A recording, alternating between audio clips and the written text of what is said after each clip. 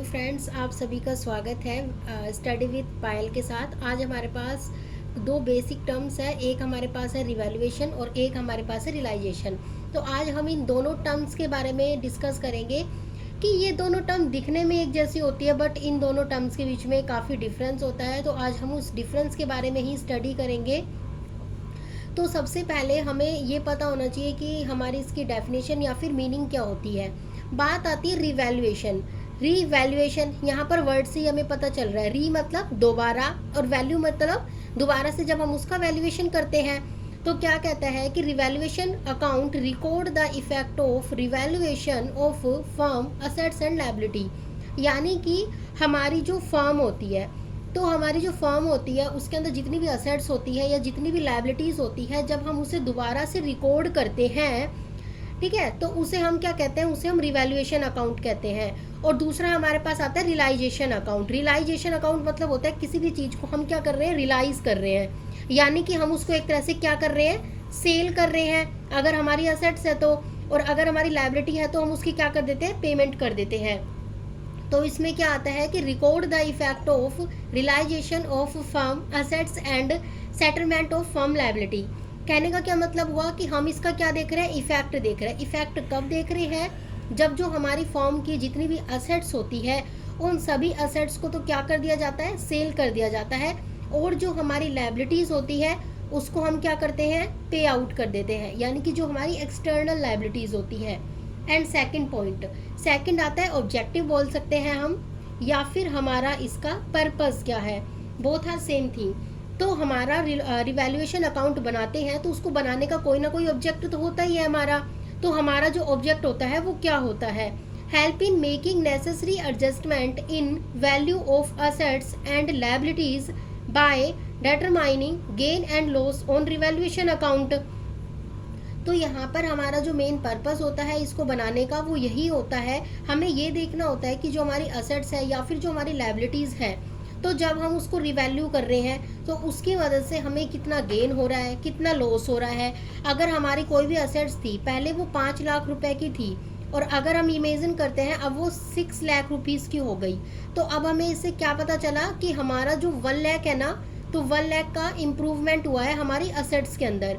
तो हमने एक तरह से क्या किया, हमारी असेट्स को रिवैल्यू किया है हमने यहाँ पर। एंड सेकंड यहाँ पर आता है रियलाइजेशन अकाउंट, जिसके अंदर कहता है help in computing gain and loss on realisation of assets and payment of external liability. यानी कि जो हमारे रियलाइज है, जिसके अंदर हमें ये देखना है कि आखिर जब हम अपने बिजनेस को क्लोज करते हैं तब हम इसको बना रहे हैं तो उससे हमें कितना गेन हो रहा है या फिर हमें कितना लॉस हो रहा है, उसे हम क्या कहते हैं, रियलाइजेशन का मेन ऑब्जेक्ट होता है ये। उसके अलावा आता है टाइम। टाइम पीरियड हमारा यहाँ पर क्या होता है, जो हमारा रिवैल्यूएशन अकाउंट होता है उसे हम प्रिपेयर करते हैं at the time of reconstitution of firm. ठीक है, तो हमें जब फर्म को दोबारा कंस्टिट्यूट करना है, यानी कि दोबारा से उसकी जो भी वैल्यू है उसे जब हमें देखना है तो उस वक्त हम रिवैल्यूएशन अकाउंट का यूज़ करते हैं। एंड फर्दर जब हम दूसरी तरफ रियलाइजेशन अकाउंट को देखते हैं तो prepare at the time of dissolution.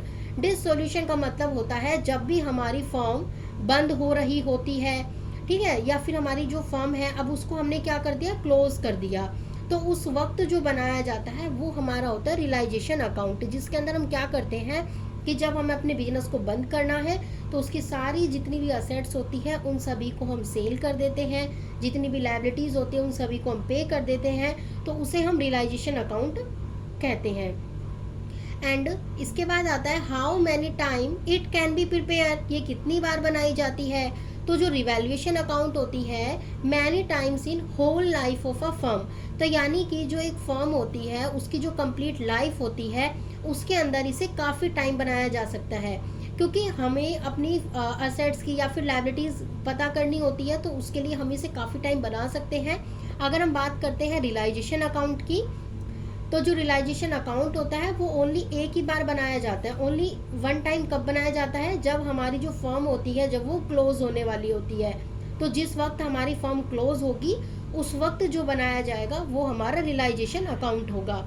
And next हमारे पास इसके जो डिफरेंसेस होते हैं वो हमारे पास आते हैं क्या, कि जो हमारी फर्म होती है उसका जो रिजल्ट है, तो a firm continue its business even after preparation, यानी कि जो एक फर्म होती है वो अपने बिजनेस को कंटिन्यू कर सकती है। कब? जब वो रिवैल्यूएशन अकाउंट बना रही हो। But a firm comes to an end after the preparation of realisation account, यानी कि रियलाइजेशन अकाउंट को बनाती है तो उसके बाद जो बिजनेस होता है वो अपने एंडिंग पॉइंट पे आ जाती है, यानी कि जब बिजनेस बंद हो जाएगा तभी हमारा जो रियलाइजेशन अकाउंट होता है वह बनता है। उसके बाद हमारे पास सबसे लास्ट पॉइंट आता है अकाउंटिंग एंट्रीज। अकाउंटिंग एंट्रीज का मतलब क्या होता है कि base on difference in book value and revalue amount of assets. कहने का क्या मतलब है यहाँ पर कि जो हमारी रिवैल्यू हमने की है असेट्स की वो, और जो हमारी बुक वैल्यू है, तो उन दोनों का जो डिफरेंस है। फॉर एग्जांपल मैंने कहा बुक वैल्यू मेरी है 6 लाख रुपीस और मैंने कहा जो रिवैल्यू मैंने की है वो मेरी है 5 लाख, तो यानी कि ये उन दोनों के डिफरेंस के ऊपर बेस होती है।